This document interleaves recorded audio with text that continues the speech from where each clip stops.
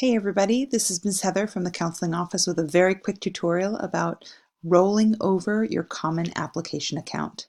Go to commonapp.org and you are prompted to sign in under the first year students area. Enter your credentials and click sign in.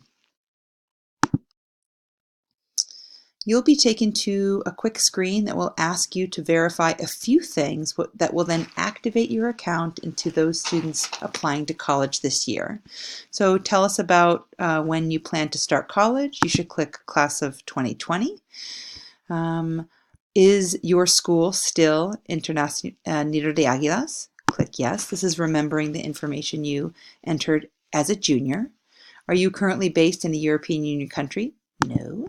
And they pre-clicked all the things that you can unclick, saying, would you allow Common Application to share contact information with colleges that you're considering to communicate with you? That's totally up to you. The Common App is a really easy way to demonstrate interest to colleges, and it's a very easy way for them to find you.